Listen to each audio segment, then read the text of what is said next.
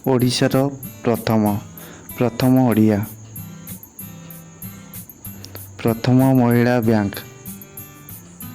ବ୍ରହ୍ମପୁର ଭାରତରେ ଦ୍ୱିତୀୟ, ପ୍ରଥମ ଦ୍ରୁତଗାମୀ ରେଳଗାଡ଼ି, କୋଣାର୍କ ଏକ୍ସପ୍ରେସ୍,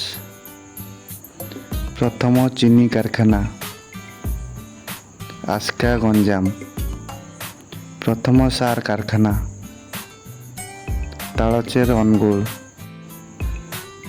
ପ୍ରଥମ କାଗଜ କଳ, ବ୍ରଜରାଜନଗର, ପ୍ରଥମ ନଦୀବନ୍ଧ, ହୀରାକୁଦ, ପ୍ରଥମ ଖେଳପଡ଼ିଆ, ବାରବାଟୀ ଷ୍ଟାଡ଼ିୟମ, ପ୍ରଥମ ରାଜପଥ, ଜଗନ୍ନାଥ ସଡ଼କ, ପ୍ରଥମ ଶିଶୁ ସାହିତ୍ୟ ପତ୍ରିକା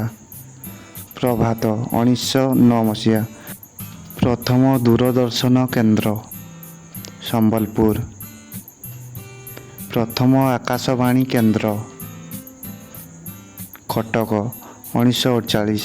ପ୍ରଥମ ରଙ୍ଗୀନ ଚଳଚ୍ଚିତ୍ର ଗପ ହେଲେ ବି ସତ, ପ୍ରଥମ ଓଡ଼ିଆ ଚଳଚ୍ଚିତ୍ର ସୀତା ବିବାହ, ପ୍ରଥମ ଓଡ଼ିଆ ଗଳ୍ପ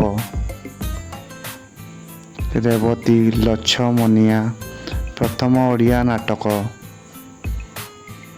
ବାବାଜୀ, ପ୍ରଥମ ଓଡ଼ିଆ କାବ୍ୟ ମହାଭାରତ, ପ୍ରଥମ ଓଡ଼ିଆ ଉପନ୍ୟାସ ପଦ୍ମମାଳୀ, ପ୍ରଥମ ଓଡ଼ିଆ ସମ୍ବାଦପତ୍ର ଉତ୍କଳ ଦୀପିକା, ପ୍ରଥମ ଓଡ଼ିଆ ପତ୍ରିକା ଜ୍ଞାନାରୁଣ। ଏହି ପ୍ରଶ୍ନର ଉତ୍ତର ଦିଅନ୍ତୁ। ଓଡ଼ିଶାର ପ୍ରଥମ ଓଡ଼ିଆ ବାରିଷ୍ଟର କିଏ?